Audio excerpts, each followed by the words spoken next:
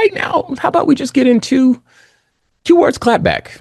The Supreme Court of the United States seems to think that race is okay to consider when it comes to punishing people, but not when it comes to who should have what opportunities. Q, talk to me a little bit more about this.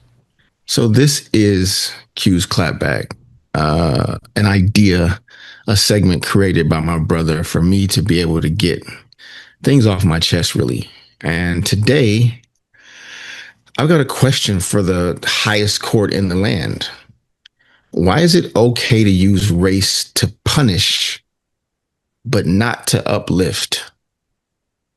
Because when it comes to affirmative action in higher education, the Supreme Court said race can't be considered. Haha. But when it comes to ICE and immigration enforcement, race and ethnicity are front and center. And the court not only doesn't have a problem with this, but overstepped a lesser court to make sure that race and ethnicity were absolutely able to be considered. So which is it? Is race irrelevant, or is race essential? Or is considering race only okay when it's used as a weapon? So let's start with higher education. In 2023, the court struck down affirmative action in admissions at Harvard and UNC. They said using race to open doors for historically excluded students violates equal protection under the 14th Amendment. Think about that. Generations of discrimination, systemic barriers baked into schools, neighborhoods, opportunities for capital, resources, education. And the court decided race should play no role in correcting that. They basically told students of color, women, students with disabilities, pull up yourself by your bootstraps. Ignore the fact that we never even handed you any boots. Now flip the script. Cases involving ICE and immigration enforcement, the court has consistently allowed race, ethnicity, and natural origin to be used as the most determining and deciding factors. Border Patrol can stop you based on appearance. Because let's face it, most of us don't wear our ethnicity around. If you put myself specifically in a room with a bunch of Dominican people, Cuban people, Nigerian people, Mexican people, Puerto Rican people, or Black people, I'd probably fit in with each group. So appearing to be Mexican, ICE can use that to prioritize and terrorize whole communities based on language or what they think is their heritage. And courts have upheld racial profiling at the border and inside of cities because of quote unquote national security or sovereign power. So in higher ed, again, race is off limits when it helps. But in immigration, race is perfectly fine when it harms. Once again, we are faced with this double standard. Race cannot get you a seat in a classroom or a job or an opportunity or, capital to start your company, but it can get you a seat in a detention van.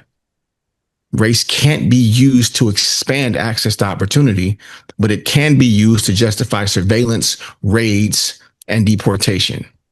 And the same court that said color blindness is the law of the land turns around and closes its eyes when race is weaponized by ICE. That is not equal protection, people. That is very selective protection. And guess who they select to protect every time? This contradiction is not new. It echoes throughout American culture. Whenever race is used to address inequality or inequity, whether it's in school busing, voting rights, affirmative action, there's backlash, and it is swift. This is unfair. This is unconstitutional. This is reverse racism or reverse discrimination. But when race is used to police, to surveil, to cage, to deport, to harm, to assault, suddenly it's common sense. Suddenly it's patriotic. Suddenly it's the law. This is why people distrust systems. because the rules have never been applied properly or equally. They've been applied strategically. And again, in every case, it's to benefit the same group, to keep the powerful comfortable and the marginalized in check. Imagine a group of people comes to a place, commits all what we now consider crimes to take over that place, and then creates laws to say, hey, nobody else can do what we just did to take this place. That would be illegal. We know we did it, but that was God's will. So here we are. My brother tells me to clap back. I try not to be extremely emotional, but it's very, very difficult, not just because it affects me and my family personally, but because I don't think anybody should have to go through these things for these reasons.